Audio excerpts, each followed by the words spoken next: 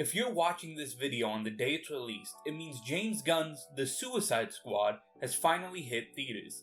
This is actually the second live-action film to be produced in recent years, with the first being David Ayer's Suicide Squad, premiering in August of 2016.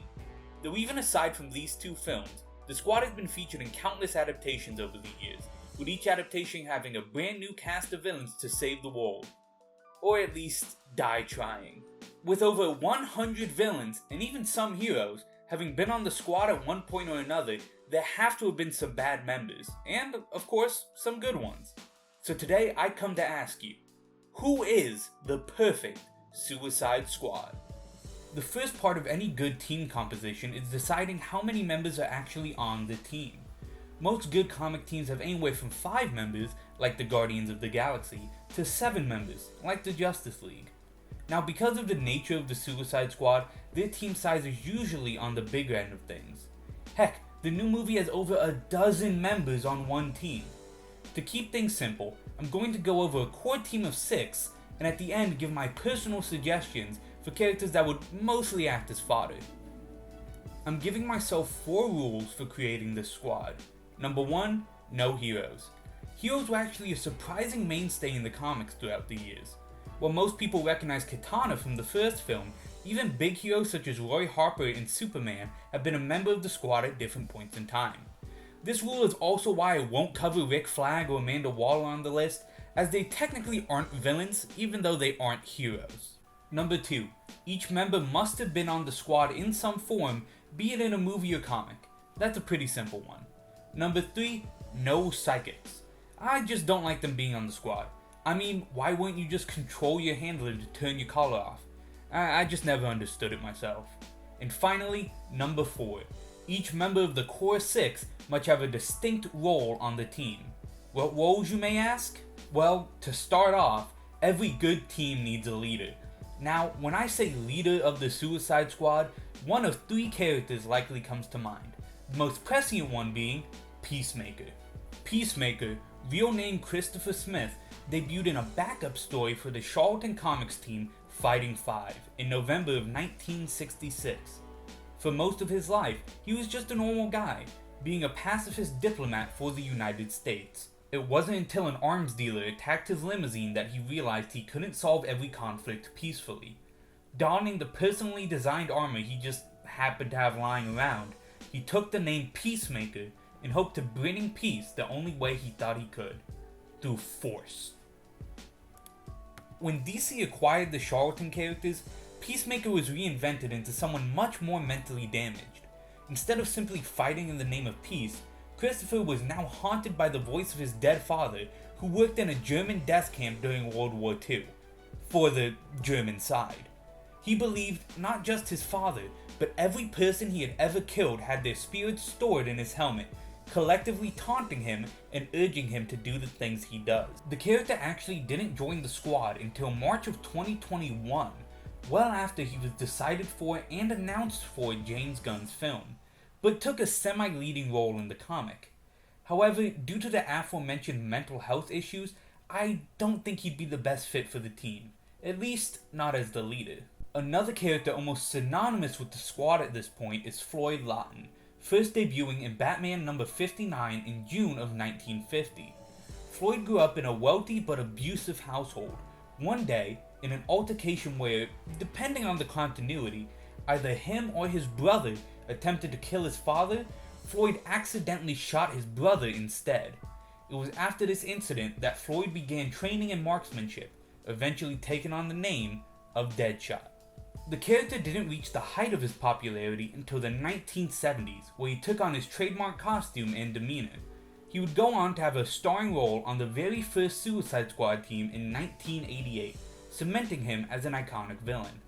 Deadshot would go on to be a mainstay on the team, appearing on 9 of the squad's comic incarnations and in almost every incarnation outside of comics, including 2016's Suicide Squad film. In fact, the only reason he isn't in the newest film is due to scheduling conflicts. While Rick Flag has always been the field leader in the comics, I don't think it's far to say that Deadshot often takes center stage, and potentially could even be considered a leader at times, leaving him a perfect fit for this role. Next up, What team would be complete without a wild card?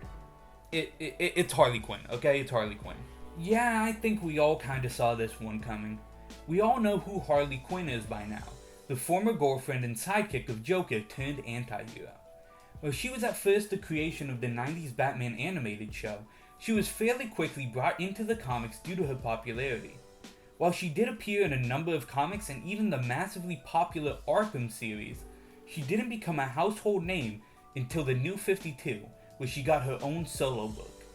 It was also around this time she joined the Suicide Squad, becoming an immediate icon on the team and going on to appear in both live-action films, as well as many representations outside of them.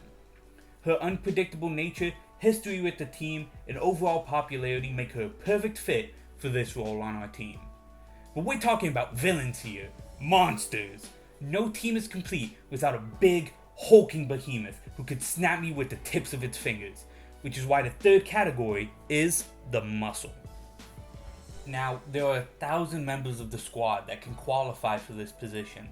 Killer Croc, Mongol, Big Sur, even Solomon Grundy. However, my choice for the team, and by far my favorite, is Nanui, the King Shark. Depending on who you ask, King Shark can either be the son of a shark god, a mutant, or even just an overly evolved shark. Regardless, Nanui is a truly ruthless villain, maiming, killing, and eating people, often for no clear reason at all. Despite being a fairly new character like Harley, first appearing in Superboy Volume 4 in October of 1994, he quickly found his way into being a consistent member of the team. Also, he's a giant killer shark. What more reason could you need to have him on a team like this? And what better way to balance out brains than with brawn? Brawn with brains. Brains, brawn. We're talking about smart people. Now, when I say the word smart and villain, only one character comes to mind. I got a razzie zazzy for Bang. It's Bane! You know it's Bane! I'm here every day, Todd. Yes, Bane. The man who broke the Bat, and one of the most iconic villains in the DC universe. Born inside the prison of Penadoro on the island of Santa Prisca, Bane is the definition of rising beyond your means. Despite being raised in such an environment, he perfected and conditioned his mind, body, and skill to almost superhuman levels, going as far to commit his first murder at the age of 8. After finally escaping the walls of Penadoro, he set his sights on Gotham City, the place where he heard tales of a Batman, who he then sought to conquer and destroy. Over the decades, Bane has become one of Batman's most formidable and iconic foes.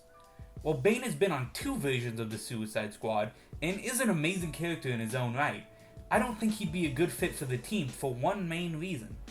He's just too smart. I mean, the guy is arguably as smart as Bruce freaking Wayne, and even Ra's al Ghul has complimented his intelligence. I just personally feel as though if he ever did end up on the squad, he wouldn't be there for long, and certainly wouldn't let them take his life. So, what about the Thinker? He's been on the squad a handful of times and even appears in the new film, so he seems like an obvious choice, which I would generally agree with. However, the issue with the Thinker is just that, a thinker.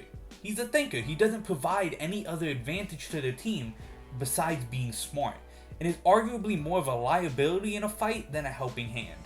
So, who do I suggest fill this role of brains on the squad if not for those two? Simple. ManBat. While ManBat has never been on the Suicide Squad, he has a healthy history as a villain in his own right. Debuting in Detective Comics issue 400 in June of 1970, ManBat started his life as Kirk Langstrom, a zoologist who had a love for both nocturnal animals and superheroes, with the intersection of that love being Batman. Creating a serum from the glands of bats, Kirk transformed into a hideous bat-like creature. While he at first helped Batman on a case against a number of thieves, his mutation quickly progressed, making him much more animalistic and violent. While Batman did find a cure, Dr. Langstrom would relapse into his identity several times, with varying levels of cognizance depending on the story. However, more recently, he's joined the side of good for what seems to be the long haul, with his introduction into the Justice League Dark Team, where he keeps much of his human intelligence despite retaining his bat-like form. It's this version I think would be perfectly at home in the squad, and who I'm surprised hasn't shown up yet. Since we just kind of broke one of my rules with someone who hasn't been on the squad at all, let's bring it back to a person synonymous with the squad in our next category, the double cross. Now, you may say that a team doesn't need a double crosser and that this could, in fact, be bad for the team, to which I say, shut up.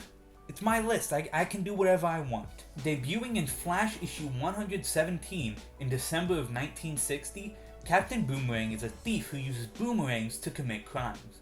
Now, despite being Australian, he didn't start using boomerangs out of a love for the product. Instead, he actually got his start as a mascot for his dad's toy company, using his new suite of children's toys to rob banks and beat up one of the strongest heroes in the DC multiverse. However, much like Deadshot, Captain Boomerang didn't hit the height of his popularity until the first Suicide Squad book, where he starred on the team beside Floyd. Unlike Floyd, who would be a rather honorable member of the team, Digger was just the worst. He sexually harasses his teammates, is openly racist, and even lets multiple teammates die, just kind of sitting there. He is undoubtedly the biggest turncoat and probably even one of the most morally reprehensible characters in the squad's history, to the point where I feel as though the team just wouldn't be complete without this Australian menace. He's also my favorite villain of all time, so yeah. Editor's note while watching this back, saying Captain Boomerang is my favorite villain of all time is not me endorsing any of his actions. I just think it's very funny how he acts like such a scumbag without remorse, when most villains are much more laid than that. He's just kind of the worst. Okay, back to the video. And finally, the last category of my perfect Suicide Squad, magic. Now, magic is actually pretty rare on the team, with only a handful of members actually possessing it, which I understand why. Magic is dangerous, it can be used to deactivate callers or just leave the fight. However, the most well-known magic member of the Suicide Squad is probably one you've heard of before. In fact, he also has his own movie coming out soon. I'm of course talking about Black Adam.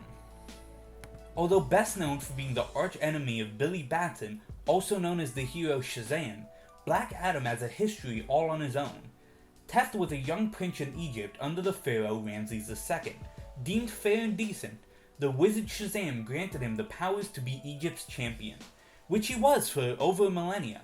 His fall from grace, if you could call it that, was actually him overthrowing the government of his own country and installing himself as ruler. Even then, he only became a villain to Billy when he was resurrected from the influence of his ancestor, Theo.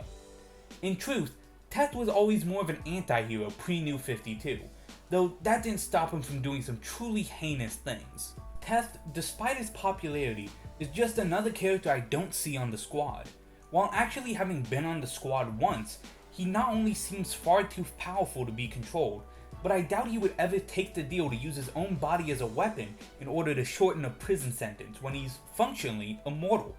So my choice for the magic slot is actually another member of the original Suicide Squad, Enchantress. While most known from the Suicide Squad film as Rick Flagg's girlfriend turned possessed witch lady, in the comics she's exactly that. Even though she didn't date Rick Flag, that's basically the gist. While I could go into her character and her career as an artist, there isn't much to the character aside from being one of the few comic characters directly diagnosed with a mental disorder like schizophrenia. So that's my core 6 of the Suicide Squad. However, what's a Suicide Squad without some fodder to get roasted on an open fire? Because this video is already running a bit long, I'm just gonna rapid fire some of my favorite ideas. Killer Moth started as a supervillain bodyguard for hire, but really never found his footing in my eyes. Would love to see him reinvented for the squad, maybe even with his Teen Titans appearance. Crewmaster is a pretty pathetic villain and father of Stephanie Brown, aka the Spoiler. I just want to see him be taught a lesson. Grant Morrison is an actual writer for DC Comics, but was actually put into the squad and died because he couldn't think of a way to write himself out of the situation he was in.